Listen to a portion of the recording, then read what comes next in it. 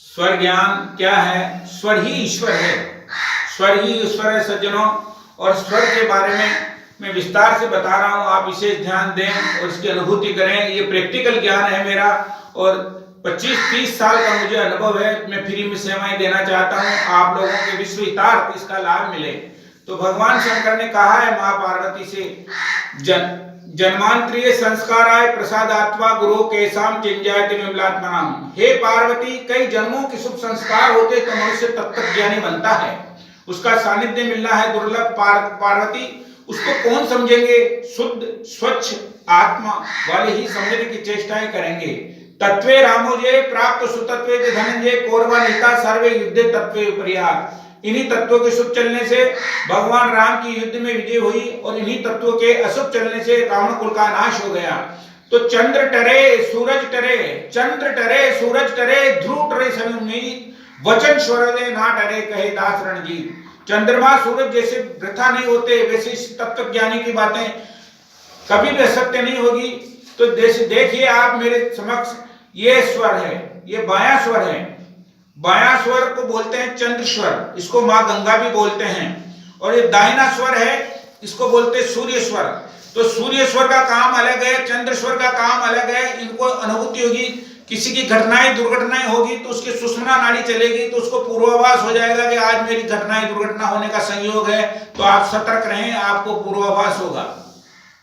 एवं मैं आप लोगों से विस्तार से कुछ बातें बताना चाहता हूं, उसको विस्तार से सुने और समझें। स्वर ही ईश्वर है, ये सत्य है। स्वर ही ईश्वर है, ये श्वास की शकल का चलता है, हवा की शकल का चलता है। इसको आप विस्तार से देखें।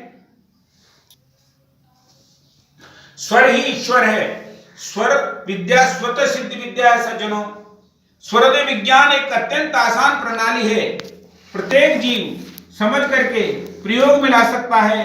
इस विधि की उपयोगिता के विषय में बातें करते समय शिव जी ने अपनी प्रिय पत्नी पार्वती देवी से कहते हैं कि अनेक जन्मों में किए गए शुभ कर्मों के कारण ही व्यक्ति स्वरदेव विज्ञान का ज्ञान होता है और इसे जानने की इच्छा होती है, इसे समझने का प्रयास करता है। सूर्योदय अर्थात नाक के छिद्रों से ग्रहण किया जाने वाला श्वास, जो कि हवा की शक्ल का होता है। सूर्योदय विज्ञान अपने आप में एक पूर्ण विज्ञान है। इसके ज्ञान मात्र से व्यक्ति को अनायास ही अनेक लाभों से लाभान्वित होने लगता है। इस विज्ञान से लाभ उठाने के लिए अत्यंत आसान तथा सुविधाजनक क्रियाएं हैं, आपके केवल अनुभव करने हैं। नाक के दाहिने छिद्र से चलने वाली श्वास को सूर्य स्वर कहते हैं, इसमें साक्षात शिव जी का निवास है। नाक के बाएं छिद्र से चलने वाली श्वास को चंद्र स्वर कहते हैं और इसमें मां भगवती पार्वती का निवास है। नाक के दोनों छिद्रों से चलने वाली श्वास को सुषुम्ना नाड़ी कहते हैं। तो ये नाड़ी मना करती है आपको भजन पूजन और पाठ ही करें। इस नाड़ी में अगर आप कोई भी कर्म करेंगे तो आपको विशेष तौर से मैं आपसे निवेदन करना चाहता हूं, हर कार्य में आपको लाभ देगी। मात्र भगवान के भजन पूजन और पाठ करेंगे तो करोड़ों गुना फल की अनुभूति होगी। ये मेरा निजी अनुभव है।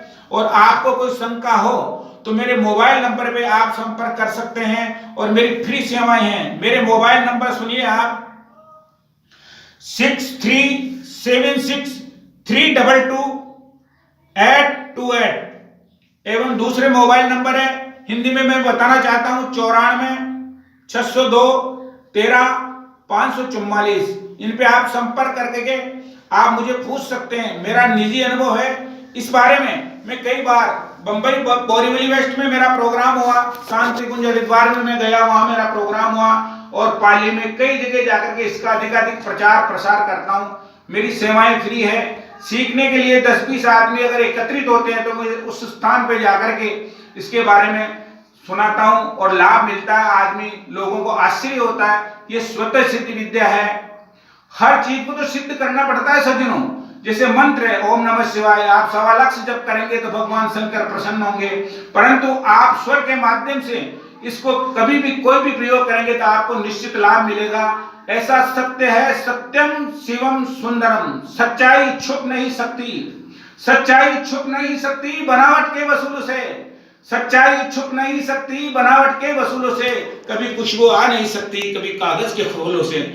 ओरिजिनल गुलाब सज्जनों, सच्चाई सच्चाई रहती है, आप उसका अनुसरण करें, आपको विशेष लाभ मिलेगा। और इस ऋण से मुक्त होने का कोई उपाय नहीं है, आप इस ऋण को नहीं चुका सकते किसी भी हालत में, और आपको लाभ मिले, मेरी यही हार्दिक इच्छा है।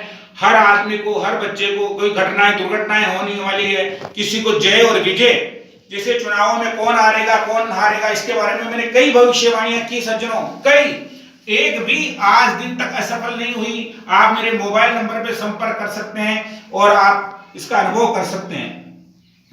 तो शरीर में 5 तत्व होते हैं, ये 5 तत्व, 5 अंगुलियां 5 तत्वों का प्रतीक है सज्जनों। इसमें देखिए आप, अग्नि तत्व, वायु तत्व, पृथ्वी तत्व, जल तत्व और आकाश तत्व, तत्वों के माध्यम से ही ये रेखाएं बनती है।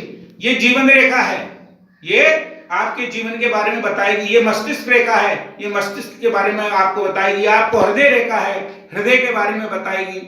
जिस आदमी का शुक्र पर्वत और गुरु पर्वत उभार लिया होता है सज्जनों, उसके कुबेर योग होता है और लक्ष्मी अपने आप आने लग जाती है। ये सच्चाई है।